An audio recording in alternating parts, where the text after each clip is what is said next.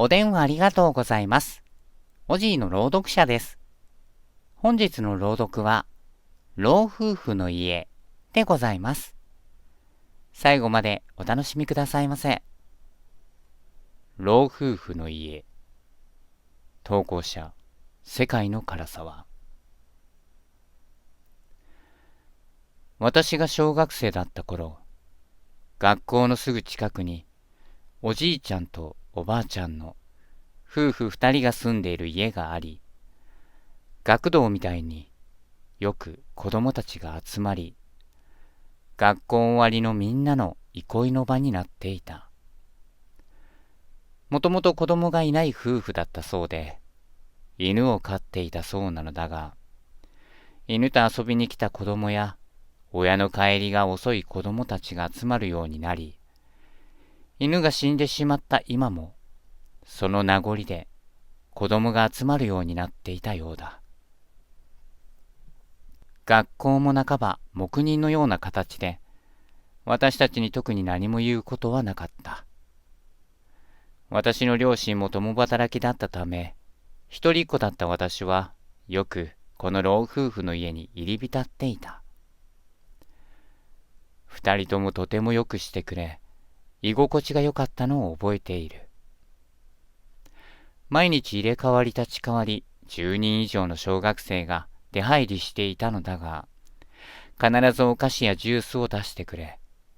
夕方になると、その時いる子供たち全員分の夕飯まで出してくれて、老夫婦と一緒に食べた。毎日夕ご飯を食べていく子もいるくらいで、老夫婦はとても子供たちのことを可愛がっていた。私が小学生の高学年に上がる前、少しやんちゃそうな二人の男の子が家に出入りするようになった。最初こそおとなしくしていた二人だったが、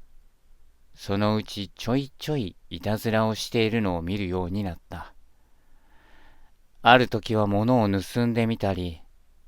ある時はわざと部屋を汚してみたり、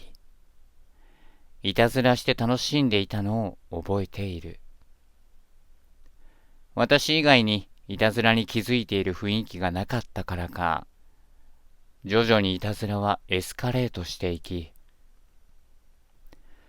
ある時からおじいちゃんの飲み物や食べ物に変なものを入れ、気づかないおじいちゃんを笑って楽しんだり、気づいてびっくりするおじいちゃんを見て喜んでいたりした。これまたある時は塩や砂糖を大量に入れてみたり、またある時は2、3本の髪の毛やグミみたいなお菓子を入れてみたり、ちょうどその日も二人はそんな感じのいたずらを企んでいるようだった。今日は一番変なものを入れられたやつが勝ちな。その一言で、おのおの変なもの探しに二人がばらけ、ニヤニヤしながら戻ってきた。食事をおじいちゃんが運んでくると、二人が素早くおじいちゃんの食事に持ってきた異物を混入した。笑いをこらえている二人にも食事が運ばれてきて、みんなで食事をする時間になった。いただきまーす。いつものようにみんなで食事を始めた。その日は野菜がたっぷり入ったスープと唐揚げだったのを覚えている。おじいちゃんがスープを飲み終えた時だった。二人は反応しないおじいちゃんを見てニヤニヤ顔を見合わせていた。ごげー！ものすごい勢いでおじいちゃんの口から吐砂物が吹き出した。前に座っていた女の子の顔にもろに吐砂物がかかり、女の子はパニックで大泣きした。すると、もう一度おじいちゃんは大量に床に吐き、ブクブクと口から泡を立て、膝から崩れ落ちてしまった。例の二人は真っ青な顔で口を震わせていた。私も恐ろしくて足が震え、その場で動けずに泣き出してしまった。おばあちゃんも、あんた、大丈夫と叫びながらおじいちゃんの体をさすっていた。おばあちゃん、救急車。子供たちの誰かが言い、おばあちゃんは急いで救急車を呼んだ。救急車を待っている間も、おばあちゃんは必死におじいちゃんに呼びかけたが、うーん、うーん、とうなりながら、ガクガク痙攣をしているだけで、全く反応しなかった。おばあちゃんが学校にも電話していたようで、救急車の到着とほぼ同時に、先生たちが老夫婦の家に来て、今日は先生が送っていくから帰りなさい。と私たちに言った。3人の先生が私たちを家が近い者同士のグループに分けて、それぞれ送ってくれ、それぞれの両親に事情を説明して回った。私はおじいちゃんのあの姿が目に焼き付いて、かなりショックを受けて、しばらくまともに話すことができなかった。結局、あの日、あのままおじいちゃんは帰らぬ人となってしまった。学校でもこの事件がかなり話題になり、何人かの生徒や先生が私に事情を聞きに来たが、話をしようとするとボロボロ涙が出てきてしまい、まともに話すこともできなかった。その後のおじいちゃんのスープに殺素剤が入っていたことが判明したが、目が悪いおじいちゃんが薬か何かと間違えて殺素剤を自ら入れてしまったということで片付けられた。学校では全校集会が開かれ、老夫婦の家に行ったらダメだということと、おじいちゃんのご冥福を祈りましょうみたいな感じのことが言われた。私の両親も周りの雰囲気も自分の子供が事件に巻き込まれたような感じで、絶対に行ったらダメだよと言っていて、しまいには誰が言ったのか、あの家では毒飯を出すぞと噂まで流れ、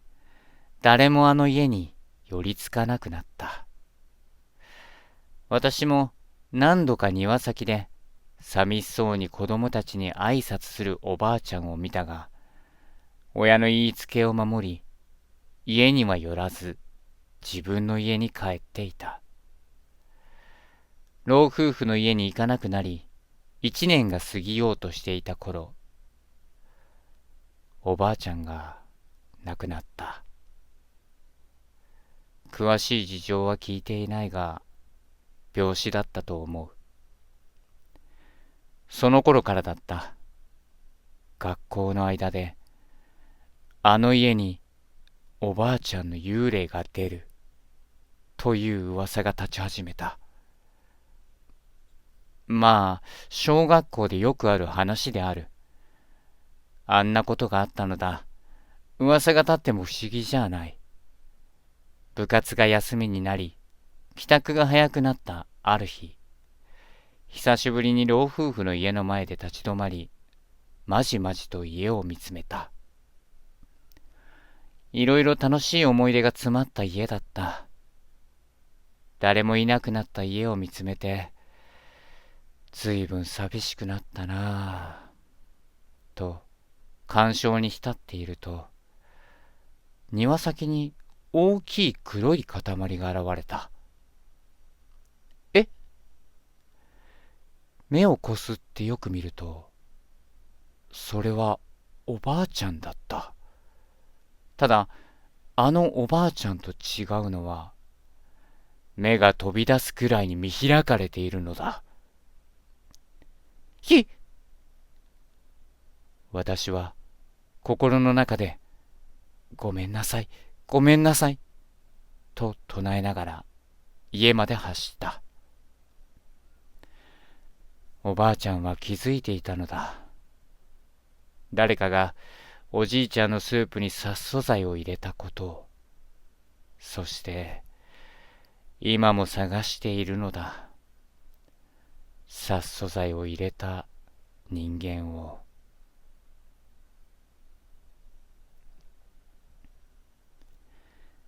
本日もご視聴いただきありがとうございました。またのご連絡お待ちしております。